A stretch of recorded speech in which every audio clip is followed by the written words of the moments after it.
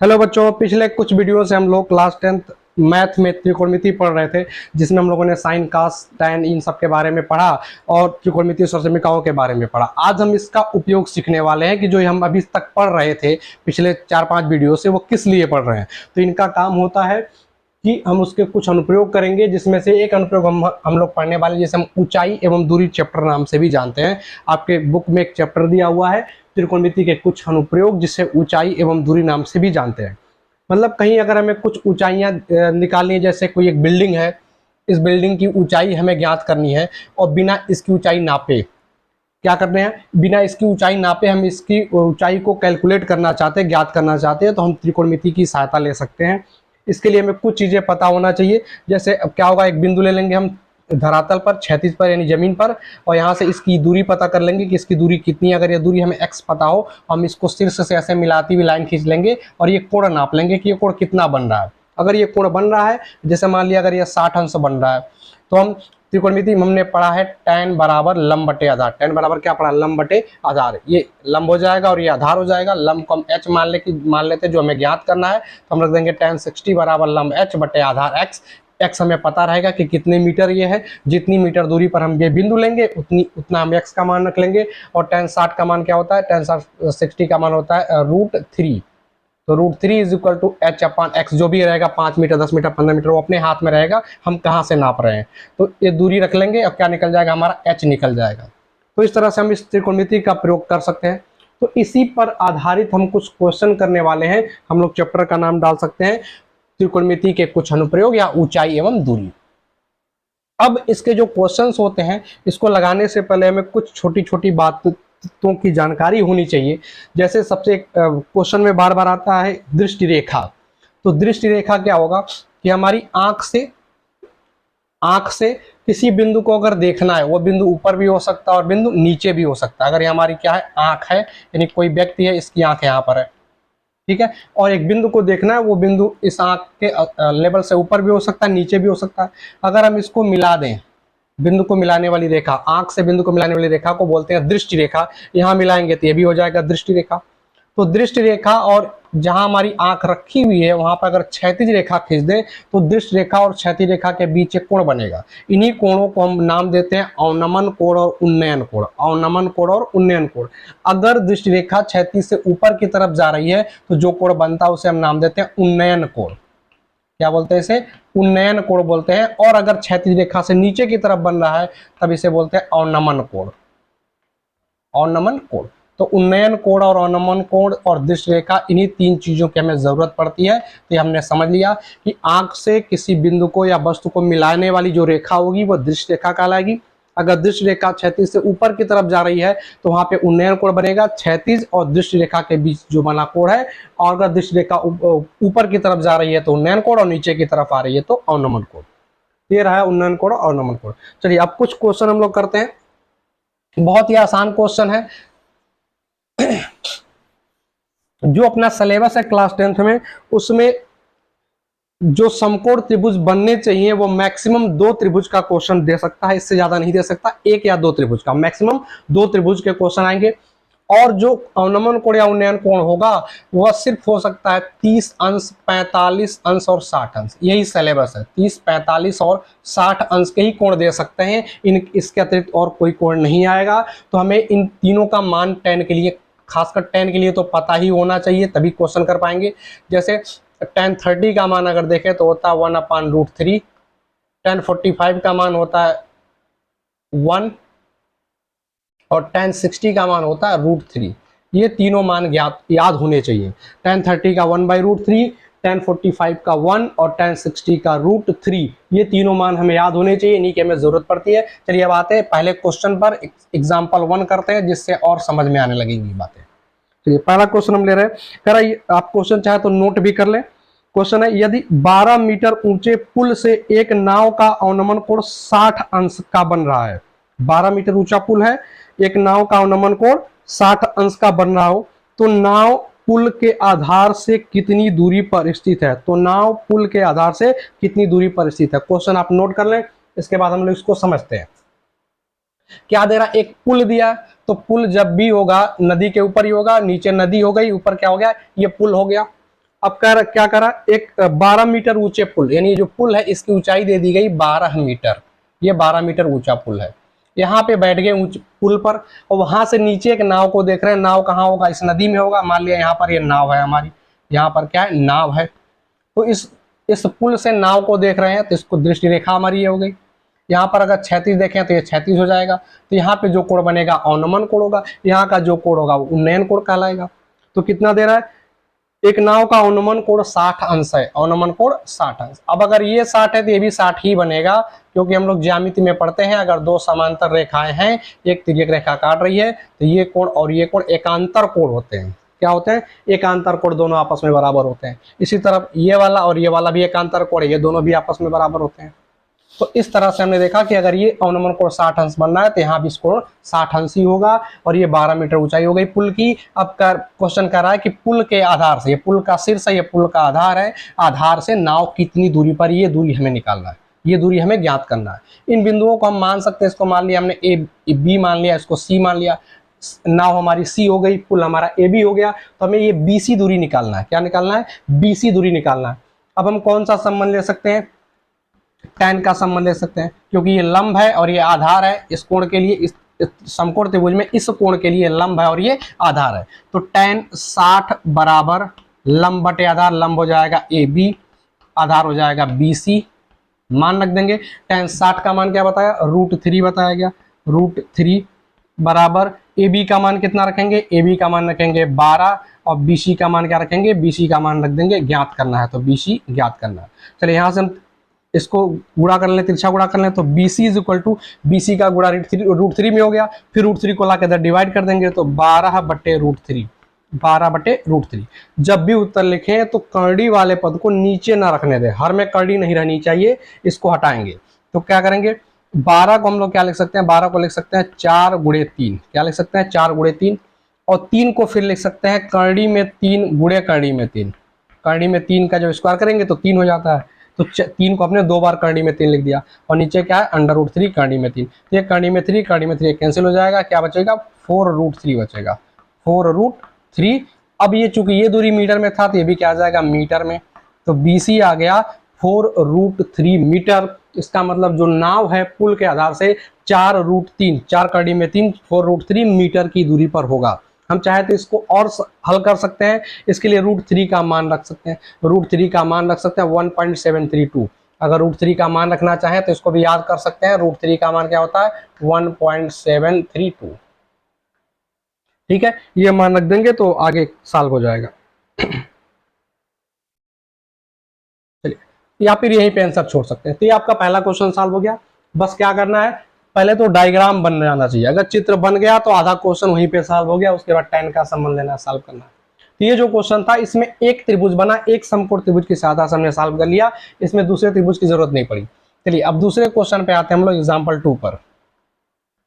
Example 2 ये पहला था, अब दूसरा एग्जाम्पल हम लोग देखते हैं। दूसरा क्वेश्चन हमसे कह रहा है, इसमें 2 त्रिभुज के क्वेश्चन कराने जा रहे हैं। कह रहा एक चिड़िया 80 मीटर ऊंचे पेड़ पर बैठी है। क्वेश्चन नोट कर लीजिए, एक चिड़िया 80 मीटर ऊंचे पेड़ पर बैठी है। पृथ्वी तल से किसी बिंदु से चिड़िया का उन्नयन कोण 45 अंश है। चिड़िया क्षैतिज दिशा में इस प्रकार उड़ती है कि उसकी पृथ्वी तल से ऊंचाई समान रहती है। 2 सेकंड बाद उसी बिंदु से चिड़िया का उन्नयन कोण 30 अंश हो जाता है। चिड़िया के उड़ने की चाल ज्ञात कीजिए। ठीक है, चलिए मान लिया हमारा क्षैतिज हो गया, चिड़िया हवा में उड़ रही है, कुछ दूर कुछ ऊंचाई पर उड़ रही है। ऊंचाई कितना दिया, कर 80 मीटर ऊंचे पेड़ पर बैठी है। पहले चलिए पहले एक पेड़ बना लेते हैं। पेड़ की ऊंचाई कितनी हो गई 80 मीटर। इस पेड़ पर यहाँ पर एक चिड़िया बैठी है और चिड़िया यहाँ से उड़ना चालू करती है। कर किसी बिंदु से चिड़िया का उन्नयन कोण 45 अंश है। क्षैतिज से, ये क्षैतिज हमारा हो गया, इसके किसी बिंदु से जो चिड़िया का उन्नयन कोण है, तो पहले एक बिंदु ले लें, यहाँ से चिड़िया को मिला लें, तो उन्नयन कोण कितना दिया 45 अंश। यहाँ से देखने पर ये उन्नयन कोण हो गया 45 अंश। उन्नयन कोण क्या होगा, दृश्य रेखा और क्षैतिज के बीच का बना कोण, दृश्य रेखा ऊपर है तो उन्नयन कोण है। अनुमान कोण करता तो यहाँ बना देते 45, क्योंकि ये और ये कोण दोनों बराबर ही होंगे एकांतर कोण के नाते, अभी पीछे बताया था। अब कह रहा है यहाँ से चिड़िया उड़ना चालू करती है।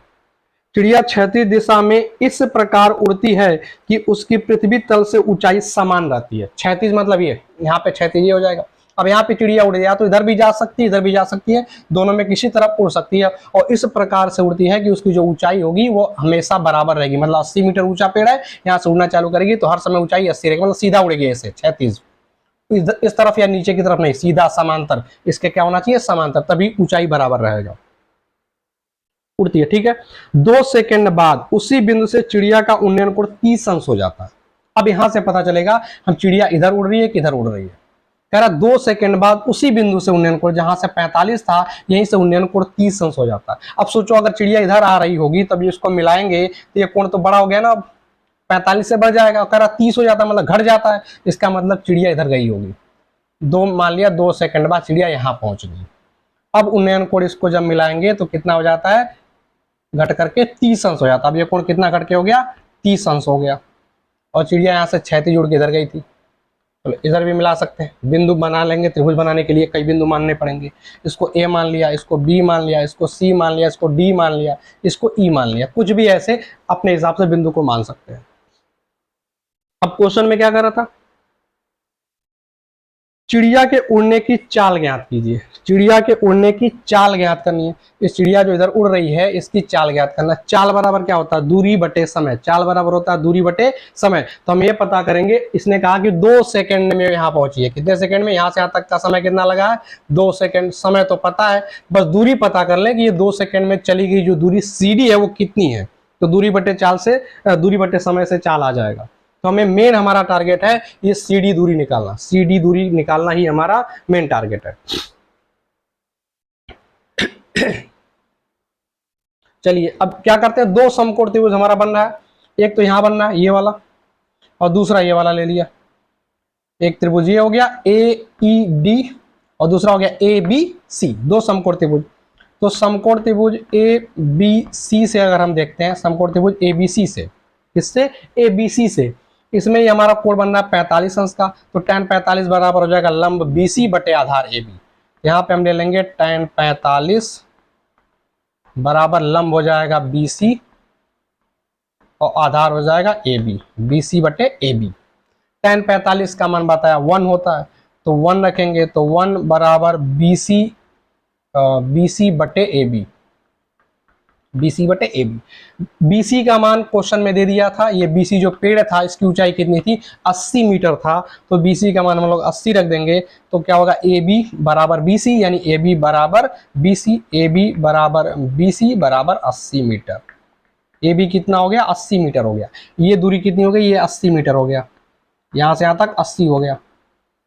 ठीक है, चलिए अब अगले समकोण त्रिभुज में आते हैं। अगला समकोण त्रिभुज हमारा क्या है, AED में, समकोण त्रिभुज AED में, समकोण त्रिभुज AED में देखेंगे।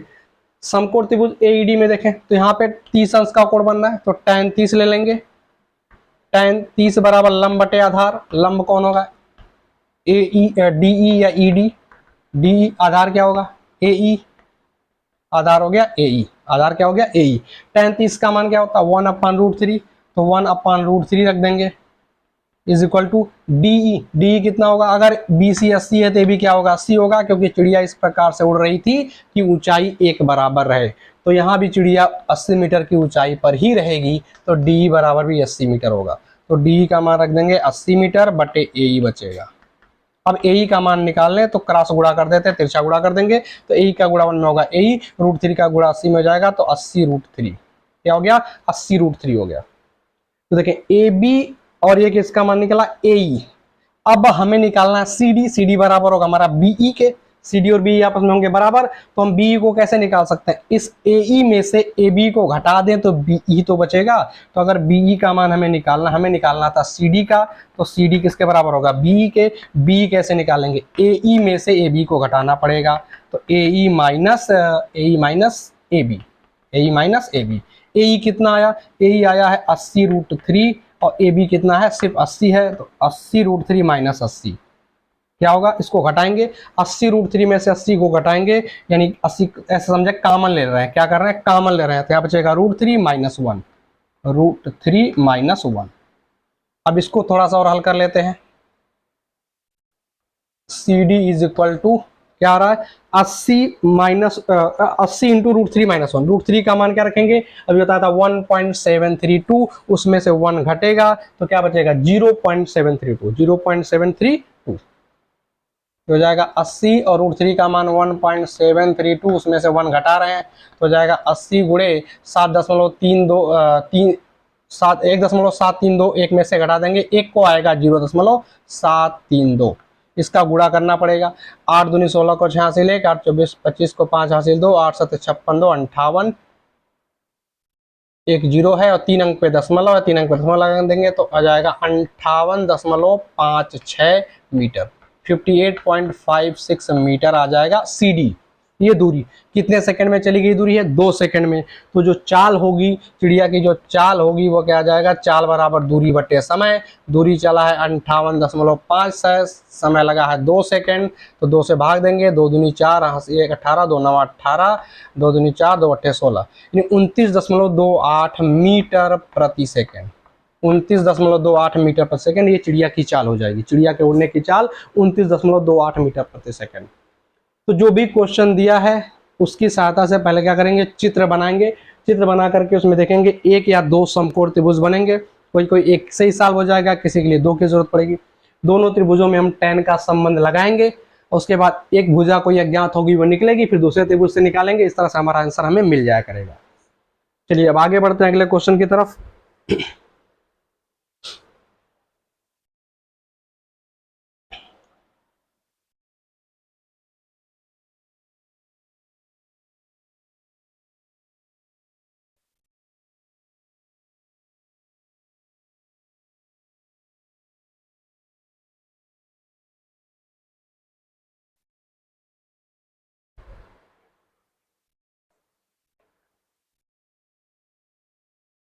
अगला क्वेश्चन करा समुद्र तल से, क्वेश्चन नोट करिए तीसरा क्वेश्चन, समुद्र तल से 75 मीटर ऊंचे लाइट हाउस के शिखर से देखने पर 2 समुद्री जहाजों के अवनमन कोण 30 अंश और 45 अंश हैं।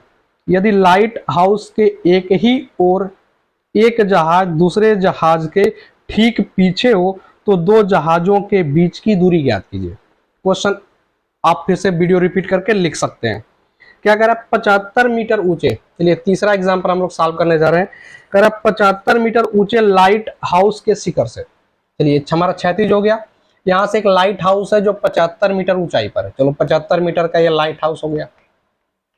यहाँ के ऊपर से, यहाँ शीर्ष से हम क्या देखते हैं, देखने पर 2 समुद्री जहाजों के अवनमन को 30 अंश और 45 अंश है। अब जहाज हो सकता है एक जहाज इधर हो एक जहाज इधर हो, यानी दोनों तरफ हो सकते हैं, एक इस तरफ एक उस तरफ, या फिर हो सकता है दोनों जहाज एक ही तरफ हो। तो आगे हम क्वेश्चन से क्लियर होगा। आगे कह रहा है यदि लाइट हाउस के एक ही ओर एक जहाज दूसरे जहाज के ठीक पीछे हो, यानी दोनों जहाज एक ही तरफ है, तो हम इधर या इधर कहीं भी ले सकते हैं, रिजल्ट सेम आएगा। चलो मान लिया हम दाएं तरफ लेना चाहते हैं, यहाँ ले लो, एक जहाज यहाँ ले लिया दूसरी जहाज यहाँ ले लिया, ठीक है, 2 जहाज हम ले सकते हैं कहीं भी।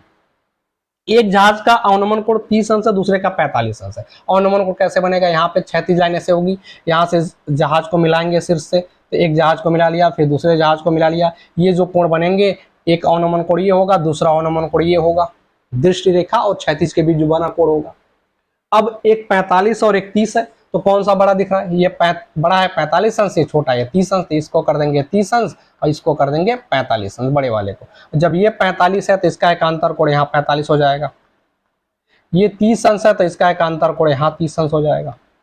तो 45 और 30 हमें कोण मिल गए और समकोण त्रिभुज मिल गया। अब इन बिंदुओं को हम ए बी सी और डी मान लेते हैं। 2 समकोण त्रिभुज हमें मिल गए, जिसमें ए बी यानी दोनों त्रिभुजों का जो लंब है वो पता है 75 मीटर, इसका आधार होगा BC, इसका आधार होगा BD। क्वेश्चन क्या करा, दोनों जहाजों के बीच की दूरी ज्ञात कीजिए। CD हमें ज्ञात करना है, CD हमें क्या करना है, ज्ञात करना, चाहे तो इसको x मान लें, तो अगर हम x मान लेते हैं तो x हमें ज्ञात करना है, क्या निकालना, CD निकालना है। तो अब क्या करेंगे, फिर वही दोनों समकोण त्रिभुज को लेके चलेंगे। पहला मान लो हम इसको ले लेते हैं, किसी को भी पहले ले रिजल्ट आ जाएगा, आगे पीछे एक लाइन ज्यादा या एक लाइन कम सॉल्व करना पड़ सकता है, इतना ही अंतर आएगा। चलिए तो हम लोग क्या करते हैं, इस समकोण त्रिभुज में ले लेते हैं, समकोण त्रिभुज ABC में, समकोण त्रिभुज ABC से, समकोण त्रिभुज ABC से हमने क्या लिया, इस बार कोण लेना पड़ेगा 45 अंश, तो tan 45, tan बराबर लंब बटे आधार, इसके लिए लंब ये है, आधार ये है, लंब कितना है लंब का मान है ए बी, लंब के नाम है ए बी यानी लंब ए बी, और इसका क्या है बी सी, भुजा बी सी। अब हम क्या करेंगे, दोनों का मान रख देंगे। tan 45 का मान 1 होता है। ए बी का मान कितना होता है, ए बी का मान दिया 75 मीटर, 75 रखेंगे। बी सी का मान कितना है, निकालना है तो बी सी रख देंगे। तो यहाँ से मिल जाएगा बी सी बराबर 75 मीटर दिया था तो मीटर, तो बी सी भी कितना आ गया, 75 मीटर आ गया। बी सी कितना आ गया, 75 मीटर आ गया। अब ये 75 है। अब अगले समकोण त्रिभुज में आएंगे, दूसरे वाले में, समकोण त्रिभुज ए बी डी में, समकोण त्रिभुज ए बी डी से या में, जिसमें जो भी लिखना चाहें, ए बी डी में अगर देखें तो tan 30 लेना पड़ेगा। tan 30, लंब क्या होगा ए बी, आधार क्या होगा बी डी। tan 30 का मान 1/√3 होता है। ए बी का मान 75 दिया था। बी डी का मान निकालना है। हाँ, बी डी को हम तोड़ के लिख सकते हैं, बी सी प्लस एक्स लिख सकते हैं, बी सी प्लस एक्स। चलिए यहीं पे तोड़ लेते हैं या आगे तोड़ लें, बात एक ही है, बी सी प्लस एक्स या B C plus C D. अगर एक्स नहीं मानते तो सी डी लिख रहे होते, एक्स माना तो एक्स लिख दिया। चलिए अब क्रॉस गुणा कर दें, तो B C plus X is equal to क्या हो जाएगा, √3 इंटू 75, यानी 75 गुणे कड़ी में 3, 75√3। यहाँ से हम बी सी का मान रख सकते हैं, बी सी का मान हमने निकाला हुआ है 75 है, तो हो जाएगा 75 प्लस एक्स बराबर 75√3। यहाँ से हम x का मान निकालना चाहते हैं, 75 को उधर ला के घटा देंगे, तो 75√3 माइनस 75, यहाँ से 75 कामन ले लेंगे तो क्या बचेगा, √3 माइनस 1 बचेगा। √3 का मान क्या होता है 1.732, तो x बराबर क्या हो जाएगा 75 कड़ी में 1.732 माइनस 1 कितना आ जाएगा 75, इसको घटाएंगे तो आ जाएगा 0.732, दोनों का गुणा कर देंगे, x का मान आ जाएगा। कर लेंगे, अब गुणा करिए, x का मान आ जाएगा, मीटर में आंसर आएगा, क्योंकि हम सभी दूरियां मीटर में दी गई थी, तो x भी किस में आ जाएगा, मीटर में आ जाएगा। यही दोनों जहाजों के बीच की दूरी है। ठीक है, चलिए अब अगले क्वेश्चन पे चलते हैं, क्वेश्चन नंबर 4। चौथा क्वेश्चन नोट करिए, एक नदी के पुल के एक बिंदु से नदी के सम्मुख किनारों के अवनमन कोण क्रमशः 30 और 45 अंश है। यदि पुल किनारों से 3 मीटर की ऊंचाई पर हो तो नदी की चौड़ाई ज्ञात कीजिए। इसी तरह का क्वेश्चन है, इसमें क्या था, दोनों जहाजें एक तरफ थी, तो अब जो क्वेश्चन हमने लिया है उसमें दोनों बिंदु एक इस तरफ है और दूसरा दूसरी तरफ है। क्या कह रहा कि एक नदी है, चलिए नदी हो गया, नदी के ऊपर एक पुल बना हुआ है। पुल क्या कर रहा, पुल के किनारों से 3 मीटर की ऊंचाई पर हो, जो हमारा पुल है वो नदी के किनारों से 3 मीटर की ऊंचाई पर है, मतलब पुल की जो ऊंचाई हो गई 3 मीटर हो गई। नदी का एक किनारा इस तरफ है और एक किनारा इस तरफ है, बीच में पुल खड़ा हुआ है, 3 मीटर ऊंचा है। अब कह रहा नदी से सम्मुख किनारों के अवनमन कोण, नदी के सम्मुख किनारों के अवनमन कोण क्रमशः 30 और 45 अंश है, यानी एक को देख रहे हैं तो 30 अंश पे है, दूसरे को देख रहे हैं तो 45 अंश पे है। चलिए किसी को भी 30 मान लें, किसी को भी 45 मान लें, कोई फर्क नहीं पड़ने वाला। एक ही तरफ होता तो देखते कौन छोटा कौन बड़ा है, दोनों उस तरफ है, किसी को भी 30-45 मान लें, कोई फर्क नहीं पड़ता। चलिए 30 अंश हो गया, नदी का किनारा हो गया, नदी का पुल का शीर्ष हो गया ABC, ये नदी के किनारे B और C हो गए। ठीक है, चलिए अब क्या दिया, कह रहा नदी की चौड़ाई बताइए। क्वेश्चन में कह रहा नदी की चौड़ाई तो BC हो जाएगा, दोनों किनारों के बीच की दूरी BC हमें नदी की चौड़ाई हो जाएगी। हमें BC निकालना है, BC हम तब निकाल पाएंगे जब ये दूरी और ये दूरी दोनों निकालने, इसको हम D मान लेते हैं। तो BD और CD अगर ज्ञात कर लें, दोनों को जोड़ दें तो नदी की चौड़ाई निकल करके आ जाएगी। तो क्या करेंगे, समकोण त्रिभुज यहाँ भी बनना है, समकोण त्रिभुज यहाँ भी बनना है, फिर से वही चीज, इस समकोण त्रिभुज में चलते हैं। समकोण त्रिभुज ADB में, समकोण त्रिभुज ADB में जो 90 अंश वाला उसको बीच में लिखते हैं, D बीच 90 है तो जिसको बीच में लिखेंगे ADB। क्या होगा tan 30 लंब हो जाएगा AD यानी 3, डायरेक्ट लिख रहे हैं अब 3, आधार क्या हो जाएगा BD जो कि हमें ज्ञात भी करना है। tan 30 का मान 1/√3 होता है, इज इक्वल टू 3/BD हो जाएगा। BD का मान निकालेंगे तो BD बराबर हो जाएगा 3√3, BD का मान आ गया 3√3। ऐसे ही दूसरे वाले त्रिभुज में आएंगे, त्रिभुज का नाम होगा ADC। समकोण त्रिभुज ADC में कोण कितने का बनना है 45 का, tan 45 बराबर लंब बटे आधार, लंब हो गया AD यानी 3, आधार हो गया CD। देखिए जब भी 45 हो तो क्या होता है लंब आधार, अब 45 का मान होना, इसका मतलब बराबर, जितना लंब होगा उतना ही आधार आएगा। डायरेक्ट आंसर लिख सकते हैं, सॉल्व करने की जरूरत नहीं है, लेकिन लिख लेते हैं हम लोग 3/CD। तो क्या आएगा, C D is equal to 3 आ जाएगा। ठीक है, जब भी 45 बने तो जितना लंब है वही आधार, जो आधार है उतना ही लंब, दोनों आपस में बराबर, कैलकुलेशन की जरूरत ही नहीं पड़ती है। तो सी डी बराबर क्या हो गया, 3 मीटर। सी डी बराबर क्या हो गया, 3 मीटर। और बी डी कितना आया था, 3√3 मीटर, 3√3 मीटर। तो नदी की चौड़ाई, नदी की चौड़ाई क्या करना पड़ेगा, बीसी निकालना पड़ेगा, दोनों को जोड़ देंगे। तो नदी की चौड़ाई, नदी की चौड़ाई बराबर दोनों को जोड़ दीजिए। तो क्या करेंगे, 3√3, 3√3 प्लस 3, दोनों को जोड़ देंगे, 3 कॉमन हो जाएगा तो √3 प्लस 1 बचेगा।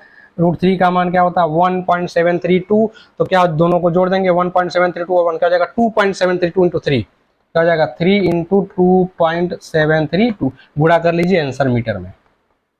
तो नदी की चौड़ाई इस तरह से मीटर में आ जाएगी। ठीक है, तो इस तरह से हमने चौथा क्वेश्चन भी कर लिया। चलिए और क्वेश्चन करते हैं, अगले क्वेश्चन पे आते हैं, क्वेश्चन नंबर 5। पांचवा क्वेश्चन हम लोग करते हैं, क्वेश्चन नोट करिए पहले। क्वेश्चन कर रहा है, पानी की सतह से 14 मीटर ऊपर जहाज के डेक पर खड़े एक व्यक्ति का एक पहाड़ी की चोटी से उन्नयन कोण 60 अंश तथा पहाड़ी के आधार से अवनमन कोण 30 अंश है। पहाड़ी की ऊंचाई तथा उसकी जहाज से दूरी ज्ञात कीजिए। क्या कह रहा है, एक पानी की सतह से 14 मीटर ऊपर जहाज के डेक पर खड़े एक व्यक्ति का एक पहाड़ी की चोटी से उन्नयन कोण 60 अंश तथा पहाड़ी के आधार से अवनमन कोण 30 अंश है। पहाड़ी की ऊंचाई तथा उसकी जहाज से दूरी ज्ञात कीजिए। क्वेश्चन आप रिपीट करके नोट कर लीजिए। चलिए हम उनको सॉल्व करते हैं इसको। पानी है, पानी की सतह, एक जहाज है जिसका जो डेक है, मतलब जहाज की जो छत मान लें, ऊंचाई ऊपर वाला पोर्शन, वो क्या दे रहा है, 14 मीटर ऊपर जहाज के डेक पर, यानी जहाज की जो ऊंचाई वो कितनी होगी, 14 मीटर। जहाज की ऊंचाई 14 मीटर। यहाँ पे एक आदमी खड़ा है जहाज के डेक पर ऊपर। अब वहां से वो देख रहा है कि एक पहाड़ी की चोटी, एक पहाड़ी है आगे बगल में कहीं एक पहाड़ी है, पहाड़ी की चोटी से अगर देख रहे हैं तो इसको देख रहे हैं आदमी को जो जहाज की डेक पर ऊपर खड़ा है। तो इसका उन्नयन कोण कितना दे रहा है, उन्नयन कोण के लिए यहाँ क्षैतिज यहाँ भी मिला सकते हैं, क्षैतिज यहाँ भी मिला सकते हैं। तो कितना उन्नयन कोण दे रहा है, उन्नयन कोण 60 अंश, 60 अंश है। यहाँ से क्या दे रहा है, उन्नयन कोण 60 अंश, मतलब ये कोण 60 अंश है, ये भी 60 अंश है। ठीक है, अगर कहता कि यहाँ से अवनमन कोण, इस व्यक्ति का अवनमन कोण, तब ये कर देते उन्नयन कोण, ये दोनों बराबर होता है, ये कुछ भी काम से कोई लेना देना नहीं है। हम दोनों को क्या करेंगे, 60-60 कर लेंगे। ठीक है, मैथ यही कहता है कि दोनों बराबर होते हैं। तो ये 60 अंश हो गया। ये पहाड़ी है, पहाड़ी की चोटी है, और ये पहाड़ी का आधार है। फिर क्या कर रहा है, उन्नयन कोण 60 तथा पहाड़ी के आधार से अवनमन कोण 30 अंश है। ये आधार है, इससे देखना है इस व्यक्ति को। तो इसका उन्नयन कोण कितना दे रहा है, इसका अवनमन कोण 30 अंश है। अवनमन कोण 30 मतलब ये कोण कर रहा है, ये 30 अंश, ये भी तो 30 होगा। अगर ये 30 है तो ये भी क्या होगा, 30 होगा। यानी इस व्यक्ति से इस आधार को देखा गया, शीर्ष को देखा गया, पहाड़ी के शीर्ष को, पहाड़ी के आधार को। शीर्ष को देख रहे हैं तो 60 अंश और आधार को देख रहे हैं तो 30 अंश। ठीक है, ये चित्र हमारा त्रिभुज बन गया। इसको हम चाहे तो मिला भी सकते हैं। हमसे क्वेश्चन में क्या करा, पहाड़ी की ऊंचाई तथा जहाज तथा उसकी जहाज से दूरी। तो जहाज यहाँ है, पहाड़ी यहाँ है, ये दूरी निकालना है, ये ज्ञात करना है, हम इसको x मान लेते हैं। और ये निकालना है ऊंचाई, पहाड़ी को, जिसको हम h मान लेते हैं। तो हमें दो चीजें निकालनी है, h और x निकालना है। अब इन बिंदुओं को चाहे तो मान लें a, b, c, d, e। ठीक है, जो भी बिंदु थे अपने अपने हिसाब से कोई भी नामकरण कर सकते हैं उसका। चलिए अब इसको सॉल्व करना है। दो समकोण त्रिभुज की सहायता लें जिसमें जिन दूरियों को हमें ज्ञात करना है वो उसमें दिखाई दे, उसमें हो। जैसे x हमें ज्ञात करना है तो इस त्रिभुज में दिख रहा है समकोण त्रिभुज ABC, तो तुरंत इसको पकड़ लेंगे। समकोण त्रिभुज ABC में क्या लेंगे, tan लेते हैं हमेशा। कितना है, कोण है 30 अंश का, तो tan 30 बराबर लंब हो जाएगा AB कितना है, 14 है। आधार BC क्या माना हमने, x माना, तो x हमें निकालना भी है। tan 30 का मान कितना है, tan 30 का मान 1/√3, तो क्या रख देंगे 1/√3। tan 30 की जगह पे क्या रख देंगे 1/√3 रख देंगे, is equal to 14/x, 14/x। तिरछा गुणा कर दें तो x बराबर क्या हो जाएगा, 14 करड़ी में 3, 14√3 मीटर। ये हमारा x का मान आ गया, मतलब जहाज की पहाड़ी से दूरी आ गई 14√3 मीटर। चाहे तो √3 का मान रख के गुणा भी कर सकते हैं। चल एक एक काम तो हो गया। अब ये h निकालना है। क्या निकालना है? h निकालना है। h देखें, अगर ये दूरी ए बी दूरी 14 है तो ये बी सी डी भी कितना होगा? 14 होगा। तो सी डी तो 14 ज्ञात है, पहले से हमें ज्ञात करने की जरूरत नहीं, बच रहा है ये ई डी। अगर ईडी निकाल लें हम तो हमारी पूरी ऊंचाई निकल जाएगी। 14 में ईडी जोड़ देंगे तो मेन हमारा टारगेट ईडी है। ईडी कैसे निकालेंगे? तो ईडी इस समकोण त्रिभुज में आ रहा है, इस वाले समकोण त्रिभुज में ईडी है, तो उसी समकोण त्रिभुज को ले लेंगे। समकोण त्रिभुज का ए डी ई, समकोण त्रिभुज ए डी ई में कोण कितने का बनना है? 60 अंश का। तो क्या लेंगे? tan 60, लंब बटे आधार होता है, लंब हो जाएगा ईडी, ईडी या डी जो भी लिखें, बटे आधार क्या हो जाएगा? एडी, आधार क्या हो जाएगा? एडी। ठीक है, एडी कितना होगा? हमने x निकाल लिया, x ही तो एडी के बराबर होगा। एडी और बीसी यानी x दोनों आपस में बराबर होंगे। तो अगर x हमने निकाल लिया है, कितना निकाला? 14√3 हो गया, तो एडी का मान भी 14√3 हो जाएगा। और tan 60 का मान क्या होता है? tan 60 का मान √3 होता है, तो tan 60 का मान √3 रख दिया। ईडी हमें ज्ञात करना है, एडी का मान क्या रखेंगे? 14√3 आया है तो 14√3 रख देंगे।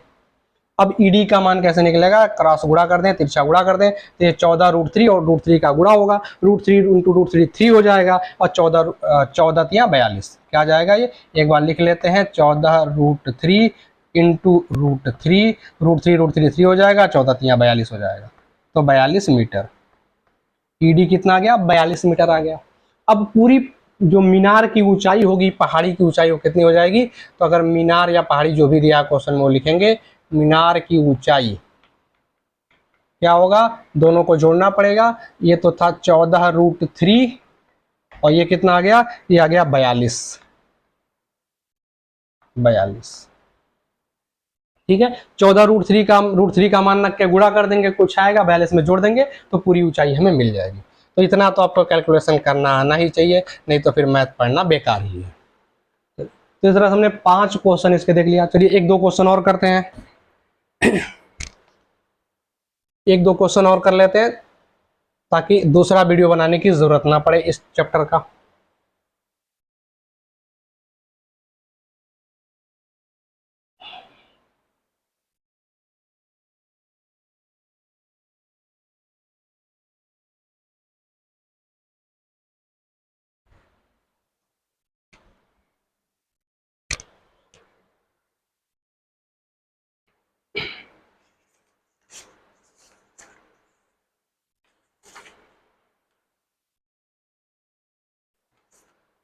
चलिए अगला क्वेश्चन कह रहा है 60, नोट करिए क्वेश्चन, 60 मीटर ऊंची एक मीनार की चोटी से एक मकान की छत तथा आधार के अवनमन कोण क्रमानुसार 45 और 60 अंश हैं। उस मकान की ऊंचाई तथा मीनार से उसकी दूरी ज्ञात कीजिए। ठीक है, रिपीट करके क्वेश्चन नोट कर लीजिए। क्वेश्चन नंबर 6 हम लोग सॉल्व करने जा रहे हैं, आज का एग्जाम्पल 6। 60 मीटर ऊंची एक मीनार की चोटी से, एक मीनार है जिसकी ऊंचाई कितनी दे दी गई? 60 मीटर। क्या दिया? 60 मीटर ऊंची मीनार है, ये हमारा 36 हो गया। एक मकान के छत तथा आधार के अवनमन कोण, एक मकान है, ठीक, मकान मीनार से छोटा ही होगा, वैसे भी छोटा होता। क्वेश्चन से भी समझ में आ रहा है, कह रहा है कि जो आधा शीर्ष है छत का, मतलब जो घर की छत है उसका भी अवनमन कोण, मतलब वो भी नीचे है तो छोटा हो ही गया। तो छत तथा आधार के अवनमन कोण क्रमानुसार 45 और 60 है। अब किसका 45 होगा, किसका 60 होगा, वो क्वेश्चन में भी लिखा है क्रमानुसार, तो जो पहले कहा है वो पहले छत पहले कहा था तो पहला कोण छत का हो गया, फिर उसके बाद आधार कहा था तो दूसरा कोण आधार का हो गया। लेकिन हम ऐसे भी बेसिक कॉन्सेप्ट से भी लगा सकते हैं, जो ऊपर है उसका अवनमन कोण कम बनेगा, जो नीचे उसका अवनमन कोण ज्यादा बनेगा। ये नीचे वाले का अवनमन कोण ज्यादा बनता है, तो एक छोटे वाला कोण 45 अंश है तो ऊपर वाले का हो गया 45 और ये बड़े वाले का हो गया 60। अब क्वेश्चन में क्या कहा था? छत और आधार का अवनमन कोण क्रमशः 45, छत के लिए 45 और आधार के लिए 60। चलिए इसको अगर मिला देते हैं तो एकांतर कोण के नाते ये तिर्यक रेखा हो गई, ये दोनों समांतर रेखा है, ये कोण 45 है तो ये भी क्या होगा? 45 हो जाएगा। ऐसे यहाँ वाला ये अगर 60 है तो ये क्या होगा? 60 अंश हो जाएगा एकांतर कोण होने के नाते। अब इसका नामकरण हम कर सकते हैं, इसको ए बी मान दिया, इसको सी डी, इसको बीच में ई मान लेते हैं, सभी बिंदुओं को मान लिया जो भी जरूरत थी हमें। चलिए अब पूछ के आराम से करा, उस मकान की ऊंचाई तथा मीनार से उसकी दूरी ज्ञात कीजिए। ये ऊंचाई है, इसको ज्ञात करना, मान लेते हैं एच, तो एच ज्ञात करना है, और मीनार से मकान की दूरी जिसको हम एक्स मान लें तो एक्स ज्ञात करना है। एच और एक्स हमें दो चीजें ज्ञात करनी है। अब आते हैं अपने समकोण त्रिभुजों को, देखते हैं कि किसमें कौन क्या मिल जाता है हमें, उस पर हम चलेंगे। तो एक समकोण त्रिभुज हम यहां से ले लेते हैं, ये वाला एक समकोण त्रिभुज तो ये हो गया, और दूसरा समकोण त्रिभुज ये हो जाएगा। ठीक है, दो समकोण त्रिभुज जिसमें एक कोण 45, इसमें 60 अंश। तो अगर हम इस बड़े वाले त्रिभुज को देखें, बी डी सी को, समकोण त्रिभुज बी डी सी को, समकोण त्रिभुज बी डी सी में क्या दिख रहा है, इसमें कोण 60 अंश है, तो लेंगे tan 60 बराबर लंब, लंब हो जाएगा सी डी, आधार हो जाएगा बी डी, तो सी डी बटे बी डी, सी डी बटे बी डी। tan 60 का मान क्या होता है, √3 होता है। सी डी का मान कितना होता है, सी डी का मान क्वेश्चन में 60 मीटर दे दिया पहले की, जो मीनार था उसकी ऊंचाई 60 मीटर थी, तो सी डी का मान 60 रखना पड़ेगा। बी डी हमें एक्स माना, उसी को हमें ज्ञात करना है, तो एक्स बराबर क्या हो जाएगा, तिरछा गुणा कर देते हैं, तो हो जाएगा x √3 बराबर 60, तो यहाँ पे x बराबर √3 आकर डिवाइड कर जाएगा 60 बटे √3। √3 पहले ही बताया कि हर में नहीं छोड़ते हैं, तो क्या करेंगे, 60 को तोड़ देंगे 20 गुणे 3, तो 20 और 3 को क्या लिख देंगे, √3 इंटू √3, दो बार लिख देंगे, और नीचे √3, एक √3 कैंसिल हो जाएगा, तो क्या बचेगा, ये बचेगा 20 √3 मीटर। आप चाहें तो √3 का मान 1.732 रख करके 20 से गुणा कर देंगे, तब भी आंसर आ जाएगा। तो x का मान हमारा इतना आ गया, यानी मकान की दूरी मीनार से निकल गई। अब क्या बच रहा है, मकान की ऊंचाई h निकालना है, तो देखिए h निकालना है। अब h तो किसी समकोण त्रिभुज में नहीं है, लेकिन यहाँ पे देखें ये जो ए बी दूरी होगा, जो h है वो सी डी डी ई के बराबर होगा। तो अगर हम सी डी निकाल लें, पूरा क्या निकाल लें, पूरा सी डी निकाल लें, उसमें से अगर सी ई निकाल करके घटा दें, सी डी में से सी ई घटा दें, तो हमें ई डी मिल जाएगा, और ई डी हमारा ए बी यानी एच के बराबर हो जाएगा। तो पहले क्या करें, अब आते हैं हम लोग, एक्चुअली सी डी ज्ञात है पहले से ही, तो हमें क्या निकालना, बस सी निकालना है। क्या करना है, बस सी निकालना पड़ेगा। सी डी में से सी को घटा देंगे, ई डी यानी कि ए बी यानी कि एच मिल जाएगा। तो मेन टारगेट हमारा हो गया सी को ज्ञात करना। सी के लिए हम इस समकोण त्रिभुज में आ जाएंगे, समकोण त्रिभुज ए ई सी में। चलिए समकोण त्रिभुज ए ई सी में क्या कोण दिख रहा, 45, तो tan 45 अंश बराबर लंब बटे आधार, लंब हो जाएगा सी ई, आधार हो जाएगा ए ई, जो कि बी डी के बराबर होगा, और x होगा तो हम डायरेक्ट x लिख देते हैं। x का मान भी हमने निकाल लिया 20 √3, तो चाहे तो 20 √3 डायरेक्ट रख दें, 20 √3। tan 45 का मान 1 होता है, तो 1 बराबर सी ई बटे 20 √3, तो सी बराबर क्या हो जाएगा, 20 √3 हो जाएगा, 20 √3 हो जाएगा। सी का मान आ गया। अब सी का मान आ गया, तो हमें ई डी का निकालना है, ई डी यानी कि ए बी यानी कि एच, तो h बराबर होगा हमारा ई डी, एच बराबर क्या होगा, ई डी के बराबर होगा। और ई डी किसके बराबर होगा, जब हम सी डी में से सी ई घटा रहे होंगे, सी डी में से सी ई को घटा रहे होंगे। सी डी कितना है, सी डी पूरी ऊंचाई 60 मीटर है। सी ई कितना आया, सी ई हमने निकाल लिया 20 √3, तो 20 √3। अब चाहे तो 20 इसमें से कॉमन ले लें, या फिर करनी में 3 का मान यहाँ रखे ही होंगे, तो 20 √3 जो भी आएगा उसको 60 में से घटा देंगे तो आंसर मिल जाएगा। आप गुणा करके घटाइए, इतना काम खुद करना है। और वैसे अगर लेना चाहें तो इसमें से 20 कॉमन ले सकते हैं, यहाँ बचेगा 20 यहाँ 60 3, और यहाँ बचेगा √3। तो इस तरह से भी रख के सॉल्व कर सकते हैं। फिर वही काम करना पड़ेगा, √3 का मान रख के गुणा करना ही पड़ेगा। तो पहले ही कर लीजिए, बाद में नहीं करना पड़ेगा, बाद में पहले नहीं करेंगे तो फिर बाद में करना पड़ेगा। कहीं ना कहीं √3 का मान रख कर कैल करना है, तो हमारा आंसर मीटर में आ जाएगा। ठीक है, तो इस तरह से हमने मीनार की मकान की ऊंचाई और मकान की मीनार से दूरी कैलकुलेट कर ली। चलिए अगला क्वेश्चन हम लोग करते हैं। अगला क्वेश्चन लिखिए, क्वेश्चन नंबर 7। चलिए आज का लास्ट क्वेश्चन, 7 क्वेश्चन बहुत है कॉन्सेप्ट समझने के लिए। अगर आपको कॉन्सेप्ट नहीं समझ में आ रहा है, त्रिकोणमिति के आपने पहले चैप्टर से नहीं पढ़े इसके त्रिकोणमिति के, तो फिर चाहे जितना क्वेश्चन लगा लीजिए सब बेकार है, कुछ नहीं समझ में आएगा। तो लास्ट क्वेश्चन आज का करते हैं। क्वेश्चन नोट करिए, एक नाव पुल की ओर आ रही है, एक नाव पुल की ओर आ रही है, किसी क्षण पुल का उन्नयन कोण 30 अंश देखा गया, नाव के उसी चाल से 4 मिनट चलने के पश्चात, उसी चाल से 4 मिनट चलने के पश्चात पुल का उन्नयन कोण 60 अंश हो गया। नाव को पुल तक पहुंचने में कितना समय लगेगा? नाव को पुल तक पहुंचने में कितना समय लगेगा? चलिए क्वेश्चन क्या कर रहा है, एक पुल है, पहले इसका डायग्राम बनाते हैं। एक पुल दे दिया, ये नदी हो गई, नदी के लंबवत पुल खड़ा है, ठीक। अब एक नाव है यहाँ पर कोई, जो पुल की ओर जा रही है। नाव को ए मान ले रहे हैं और पुल को बी सी मान ले रहे हैं। नाव पुल की ओर जा रही है। किसी क्षण पुल का उन्नयन कोण 30 अंश देखा गया। किसी समय मान लेते हैं, इसी समय इसका जो उन्नयन कोण है वो इसको मिला दे तो कितना देखा जाता है? 30 अंश देखा गया। अब नाव पुल की ओर जा रही है, 4 मिनट चली, क्या करा, उसी चाल से 4 मिनट चलने के पश्चात, 4 मिनट चलने के बाद मान लो आगे पहुंच गया। यहाँ पर 4 मिनट में कहाँ पहुंच गया? डी बिंदु तक पहुंच गया। अब यहाँ से जो इसका उन्नयन कोण बनता है वो कितना हो जाता है? बढ़ करके करा 60 अंश हो जाता है। कितना हो जाता है? 60 अंश हो जाता है। नाव को पुल तक पहुंचने में कितना समय और लगेगा? कितना समय और लगेगा मतलब समझिए, डी तक पहुंच चुका है 4 मिनट में, सेकंड है मिनट, 4 मिनट में। यहां तक कितना समय लगा? 4 मिनट समय में ए से डी तक पहुंच गया है। अब डी से बी तक पहुंचना, यहां तक का समय पूछ रहा है, यहां से यहां तक का समय कह रहा और कितना समय लगेगा, यानी बी से डी से बी तक पहुंचने में और कितना समय लगेगा। समय निकालने के लिए पीछे बताया दूरी बटे चाल। समय के लिए क्या बताया? दूरी बटे चाल।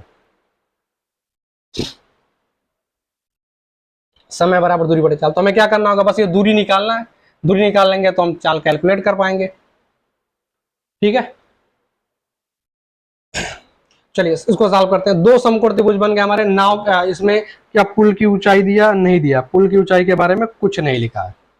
चलिए अच्छा, यहाँ देखें, यहां से यहां तक का समय कितना लगा? 4 मिनट समय लग रहा है। यहाँ का समय पता है तो अगर हम दूरी निकाल लें, चलिए जो भी अभी सॉल्व करते हैं कुछ ना कुछ आएगा ही।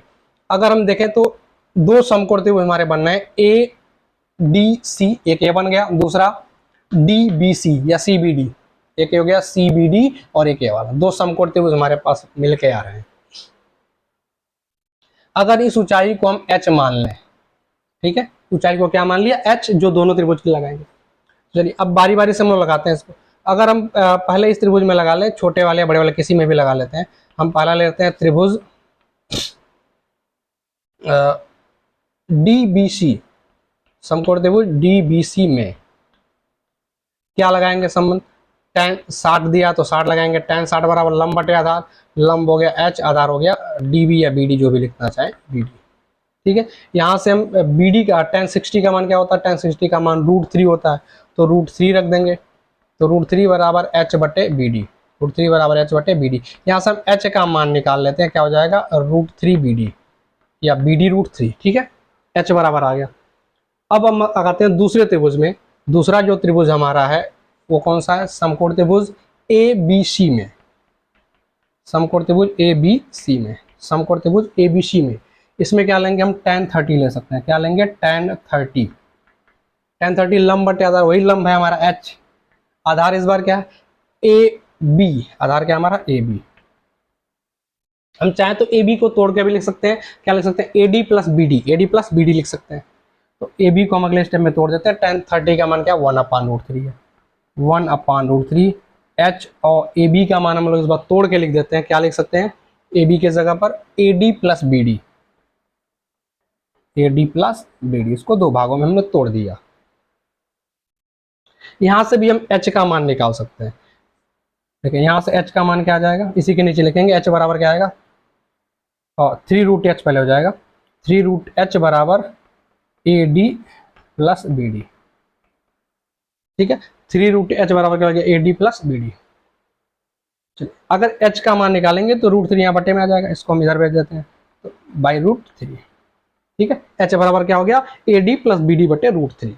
यहाँ भी h का मान हमने निकाला, इसको इक्वेशन 1 मान लेते हैं, इसको इक्वेशन 2 मान लेते हैं। अब दोनों h तो सेम है, इसका मतलब ये भी क्या होने चाहिए? सेम होने चाहिए। तो ये हमारा 1 और 2 से क्या हो जाएगा? बायां पक्ष बराबर, दायां भी बराबर हो जाएगा। तो ये कितना है? कहाँ गया ये? √3 बी डी बराबर, इसमें क्या है? A D plus B D बटे √3, A D plus B D बटे √3। अब तिरछा गुणा करते हैं, क्रॉस मल्टीप्लीकेशन, √3 का गुणा होगा 3 हो जाएगा, तो 3BD, 3DB लिख दिया, BD लिखना है, 3BD बराबर क्या हो जाएगा, AD plus BD, AD plus BD। अब BD को एक तरफ ला सकते हैं, ये BD जरा के घट जाएगा, तो 3BD में से BD घटेगा, क्या आ जाएगा, 2BD आ जाएगा, और बराबर क्या बचेगा, AD। 2BD बराबर AD, 2BD बराबर AD, ध्यान देंगे 2BD, इसका मतलब 2 गुना करें तो AD के बराबर आएगा, इसका 2 गुना कर रहे हैं तब इसके बराबर आ रहा है, इसका मतलब ये जो दूरी है, ऐसे बोलते हैं BD बराबर अगर निकालना है तो AD/2 हो जाएगा, AD/2 यानी आधा, AD का क्या है, आधा। अब चाल बराबर है, उसी चाल से चलना है, और AD दूरी को तय करने में समय 4 मिनट लगा है, अब दूरी आधा हो गया तो समय भी तो आधा लगेगा क्योंकि चाल बराबर है। तो अगर AD दूरी को तय करने में लगा समय 4 मिनट है तो BD को तय करने में लगा समय कितना लगेगा, 2 मिनट। इसलिए जो BD दूरी होगी या DB दूरी होगी, इसको तय करने में कितना समय लगेगा, 2 मिनट समय लगेगा। कितना लगेगा, 2 मिनट समय लगेगा। लिख देंगे चूंकि BD दूरी AD दूरी की आधी है और AD को तय करने में लगा समय 4 मिनट था, इसलिए BD दूरी को समय तय करने में लगा समय 2 मिनट लगेगा। कितना समय लगेगा, 2 मिनट लगेगा, यानी 2 मिनट में जो नाव होगी हमारी वो कहाँ पहुंच जाएगी, पुल तक पहुंच जाएगी।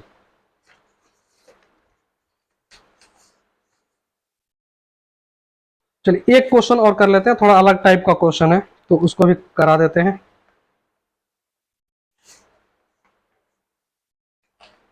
चलिए एक क्वेश्चन और कर लेते हैं, 7 1 8 हो जाएगा, टोटल 8 क्वेश्चन हो जाएंगे।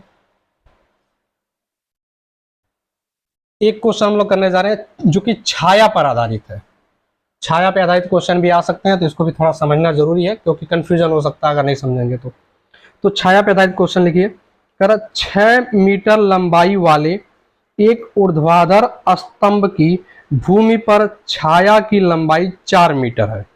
6 मीटर लंबाई वाले एक ऊर्ध्वाधर स्तंभ की भूमि पर छाया की लंबाई 4 मीटर है, जबकि उसी समय एक मीनार की छाया की लंबाई 28 मीटर है। कितनी है, 28 मीटर उसी समय पर। तो मीनार की ऊंचाई ज्ञात कीजिए। अब क्वेश्चन सॉल्व करते हैं। क्वेश्चन नंबर 8 हमारा आज का हो जाएगा। कह रहा 6 मीटर लंबाई वाले एक ऊर्ध्वाधर स्तंभ की भूमि पर छाया की लंबाई 4 मीटर है।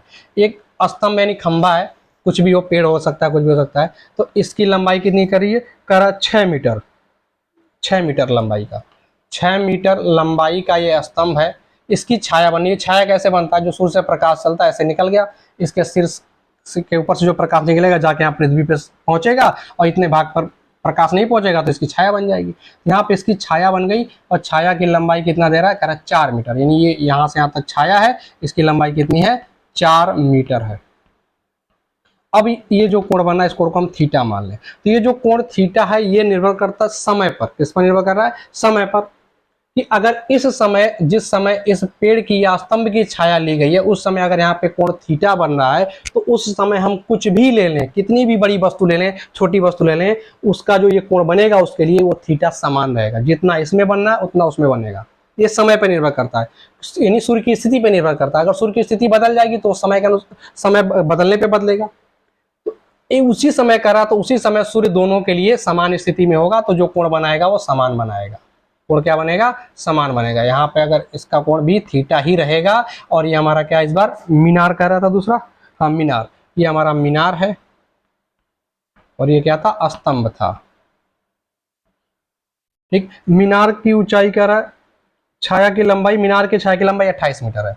ये कितना दे दिया, 28 मीटर। मीनार की जो छाया बन रही है वो 28 मीटर लंबी बन रही है, तो कह रहा मीनार की ऊंचाई याद कीजिए। ये मीनार की ऊंचाई h ज्ञात करना। तो कॉन्सेप्ट यही था कि अगर एक ही समय पर दो वस्तुओं के लिए देखा जाए तो दोनों के लिए जो थीटा बनेगा वो क्या बनेगा, समान बनेगा। क्या बनेगा, समान बनेगा। तो चलिए अब इसमें हम लगा देते हैं tan थीटा बराबर लंब बटे आधार 6/4। इसमें tan थीटा लगाएंगे इस त्रिभुज में, तो tan थीटा बराबर h/28, लंब बटे आधार इसमें भी लगा दिया। दोनों का थीटा समान है तो tan थीटा बराबर हो गया, इसका मतलब 6/4 बराबर h/28 हो जाएगा।